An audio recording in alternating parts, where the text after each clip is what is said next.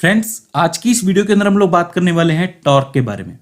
देखिए friends, torque एक ऐसी प्रॉपर्टी है जो बाकी दो प्रॉपर्टीज से मिलकर बनी हुई होती है। इसको समझने के लिए सबसे पहले हम लोग इसकी डेफिनेशन की बात करते हैं, जो कि ये है कि द पुश और the pull around an axis of the rotation. अब देखिए, इसको ध्यान से समझिए। मैंने पिछली बार कहा था अराउंड द सर्कल। अगर मैं बात कर रहा था एंगुलर वेलोसिटी की या फिर एंगुलर पोजीशन की, तो वो अराउंड द सर्कल हो रही थी। लेकिन ये जो पुल और पुश है, ये अराउंड द एक्सिस पॉइंट होगा। ठीक है, रोटेशन का जो एक्सिस होगा। जैसे मैंने पिछली बार एक एग्जांपल दिया था पिछली वीडियो के अंदर कि एक स्क्वायर ब्लॉक है जो कि कुछ इस तरीके से एक स्टैंड से अटैच है।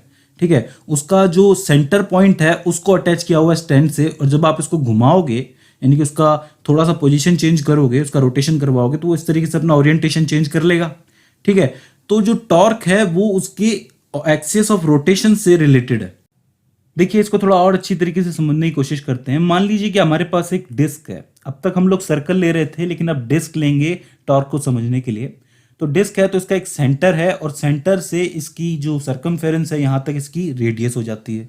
ठीक है, अब मैं क्या करता हूं कि इस डिस्क को एक स्टैंड से अटैच कर देता हूं। अब ध्यान देने वाली बात यह है कि जो मैंने इसके ऊपर स्टैंड अटैच किया है वो उसके कौन से पॉइंट से अटैच किया है। जिस भी पॉइंट से मैं इसको अटैच करूंगा वही इसका एक्सिस ऑफ रोटेशन होगा। तो मैंने क्या किया, इसके सेंटर ऑफ मास, बिल्कुल सेंटर पॉइंट पे स्टैंड को अटैच किया। अब अगर मैं इसको घुमाता हूं, इसके ऊपर कोई फोर्स लगाता हूं, तो इसके आसपास का जितना भी मास है इस सेंटर के आसपास का, वो रोटेशन करेगा। ये बात हमें मालूम है। लेकिन जो टॉर्क की डायरेक्शन निकलेगी वो इस एक्सिस से बाहर निकलेगी। आइए समझते हैं कैसे निकलेगी। जैसे ये डिस्क है, इस डिस्क पे मैंने एक फोर्स लगाया जो कि कुछ इस डायरेक्शन में है। ठीक है, इस डायरेक्शन में फोर्स का मतलब ये है कि जब फोर्स लगेगा तो ये कुछ इस तरीके से क्लॉकवाइज घूमेगा। ठीक है, कोई दिक्कत वाली बात नहीं है। तो पहली प्रॉपर्टी तो ये हो जाती है टॉर्क के लिए, यानी कि फोर्स। ठीक है, अब देखिए पोजीशन वेक्टर की बात करते हैं। पोजीशन वेक्टर की दूसरी प्रॉपर्टी है जो कि होगी बिल्कुल कुछ इस डायरेक्शन में, एक्सिस से निकलेगी और इस फोर्स की टेल तक जाएगी। समझ रहे हैं आप लोग? होता क्या है कि जब भी कोई फोर्स आप लगाते हो तो पोजीशन वेक्टर एक्सिस से निकलता है और उस फोर्स की टेल तक जाता है। समझ रहे हो? तो दो प्रॉपर्टीज हैं, एक फोर्स है, एक पोजीशन वेक्टर है, और इन दोनों से मिलके जो तीसरी प्रॉपर्टी बाहर आएगी वो बनेगी टॉर्क। जैसे मैं काम करता हूं कि ये मैंने फोर्स लगाया, ये इसका पोजीशन वेक्टर है, तो मैं काम करता हूं इसको साइड व्यू से दिखाता हूं। साइड व्यू कुछ इस तरीके से है। फोर्स लगाने के बाद जो टॉर्क निकलेगा, अगर ये क्लॉकवाइज है तो अंदर की तरफ, यानी कि कुछ इस डायरेक्शन के अंदर टॉर्क जाएगा। इसको देख के आपको स्क्रू ड्राइवर की याद आ जाएगी। जब आप लोग कोई स्क्रू कसते हो तो फोर्स जो है वो इस डायरेक्शन में लगाते हो। पोजीशन वेक्टर ये होता है। ठीक है, इन दोनों के मेल से जो आपका स्क्रू होता है वो अंदर की तरफ कस जाता है। तो अंदर की तरफ ये जो जा रहा है ये एक्चुअली टॉर्क की डायरेक्शन है।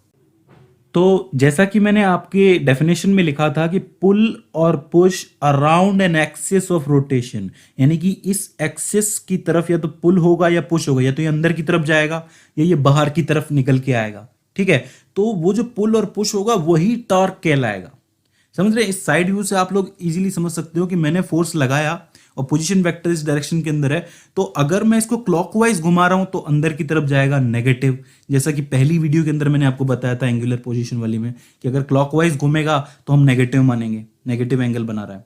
ठीक है, और वहीं अगर मैं इसको बाहर की तरफ, यानी कि मान लीजिए कि मैं इसको एंटी क्लॉकवाइज घुमा रहा हूं, तो क्या होगा, ये बाहर की तरफ निकलेगा टॉर्क। अब आप में से कुछ लोग कहेंगे कि ये तो एंगुलर वेलोसिटी वाली डायरेक्शन है।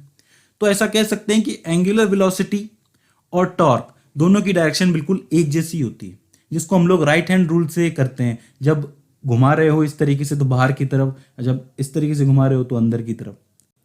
एक एग्जांपल मैंने इसका पहले भी दिया था, एक वीडियो बनाई थी मैंने, the physical significance of torque. ठीक है, तो उसके अंदर मैंने एक दरवाजे का एग्जाम्पल लिया था। दरवाजे के एक कोने पे हिंग्स लगे हुए होते हैं, जिसको हम लोग कब्जा भी कहते हैं हिंदी के अंदर।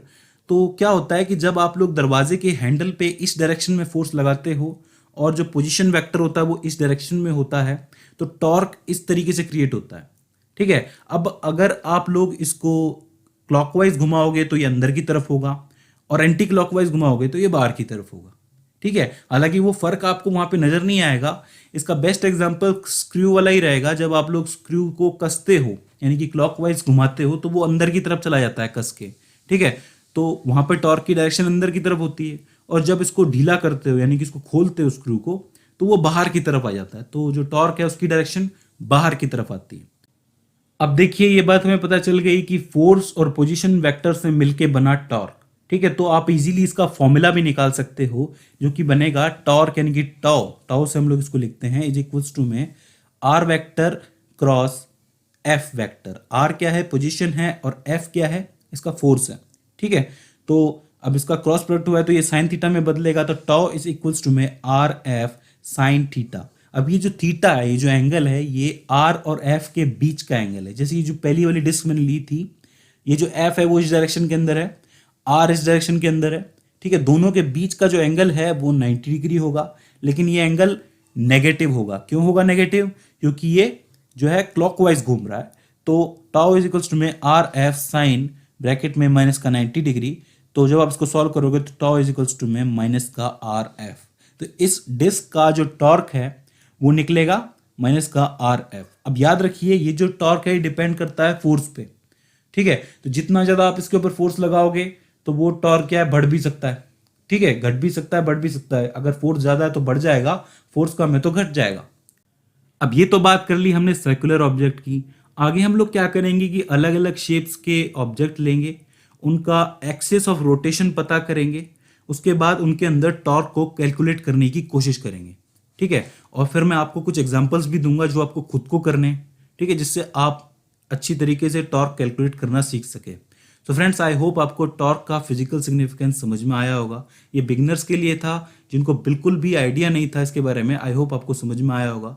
इसके बाद भी इसके अंदर आपको कोई क्वेश्चन आता है, कोई क्वेरी आती है या फिर हमसे कोई गलती हो जाती है तो प्लीज़ आप हमें कमेंट सेक्शन के जरिए बताइए। तो फ्रेंड्स आज की इस वीडियो के अंदर बस इतना ही। सी यू इन द नेक्स्ट।